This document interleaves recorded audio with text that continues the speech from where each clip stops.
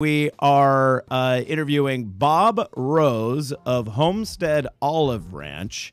It's a small family farm in Templeton, producing mostly mission olives, but also walnuts. Bob sells those at the Atascadero Farmers Market, held on Wednesday afternoons. Welcome to the program, Bob. Hi. Yeah, great to have you with us, especially considering the fact that earlier today you were at an olive oil convention. Where was that held? That was right here in Templeton, right off of Highway 41 in Templeton. Oh, okay. So there is a significant number of olive growers now in the North County, so much so that it warrants a convention in the area. It does, and we have our own group, the Central Coast Olive Growers Association, and many of us belong to a California-wide organization called the California Olive Oil Council, and they informed us that San Luis Obispo County has more olive producers than any other county in the state. We have surpassed Sonoma County. Are you serious? Wow. This is it. You know, I had no idea. My sister lives in Sonoma County. I grew up in the North Bay and always assumed that that area or portions of the Central Valley had the highest concentration of olives. But now San Luis Obispo County is king.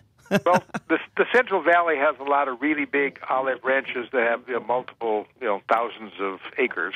Right. Where we're a lot of more artisan producers here. And the ones grown in the Central Valley, are those more for eating? Are those more like eating olives as opposed to growing them specifically for olive oil? The olive industry is changing. The Central Valley was well known for table olives, but now competition from overseas. Many of those table olives people are converting their orchards to olive oil, and you're seeing a lot of high-density plantings. There are certain trees, Arbequina, Corniki, Arbesana, olive trees that can be planted and harvested with grape harvesters, slight modifications, which obviously cuts the labor cost way down. Yeah. And obviously, you need big flat land for that, and gee whiz, there's a lot of that in the Central Valley.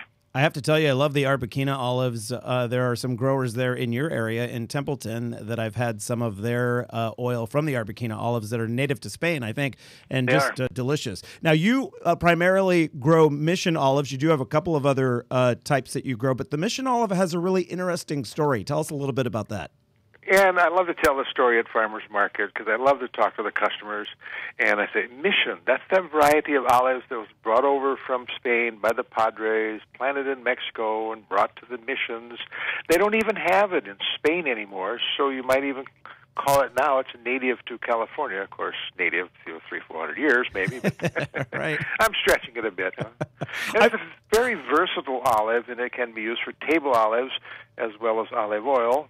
And it's unique among the olive oil varieties because you can harvest it early and get a really bold, green, grassy oil, lots of polyphenols, or you can harvest it in March and get a really mellow, smooth, buttery oil with not many polyphenols. And early would be what, like August, September? No.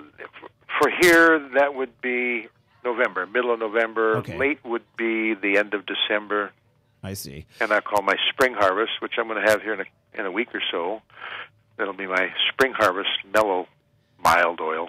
And when you get a really great olive oil, like in your case, you've won awards over the years. If I were to purchase one of your award-winning oils, that's not something I want to keep on the shelf and serve it years later and tell people how great this olive oil is. The fresher is better, correct? Absolutely not. Wine gets better with age. Olive deteriorates from the moment it's picked. Yeah. And it depends on the variety. It'll last usually a year and a half. And we tell, in the Central Coast Olive Growers, we tell our producers, you need to have all your oil gone by the time the next oil comes. Yeah. Well, with the new report that came out regarding the Mediterranean diet and getting plenty of olive oil, you want a steady, fresh supply of olive oil constantly. And so the best way to get it as fresh as possible would be at the farmers markets, right? It would. You've heard a lot about the fraud in olive oil. This is associated with European olive oils, and there's been articles in the newspaper. So that's why it's so great to go to the farmer's market, talk to the producer. When did you harvest this oil? What are your farming practices? Make your decision. Let me taste your oil. Okay, and go local. And olive oil is really distinctive, just like what you would find with wines or anything. You taste them, and there's a huge difference from oil to oil. Oh, absolutely. Yeah. So and they're meant, like wine, to be paired. If you want to make any broad generalities, you could say the stronger tasting oils go with the stronger tasting foods, the milder oils with the milder foods. And there was actually a study, Bob, that came out that said putting olive oil on your salad helps you absorb the nutrients from the salad. If you only put vinegar on, you're not getting as many of the nutrients. So, that's true. I bet everyone was really excited at the conference today regarding the news of that Mediterranean diet. That can only help sales. They were pleased with that. Right. Yes. Bob Roos, it's spelled R-O-O-S, of Homestead Olive Ranch. Bob, we have a link to a recipe that you recommend online on our website regarding making a custard with olive oil. I find that fascinating. We didn't get a chance to discuss it today, but people can go to eatdrinkexplore.com under our program summary for today. For Bob's custard recipe there. And I got to swing by the Atascadero Market and try your walnuts, Bob. Thank you. Look forward to seeing you. California.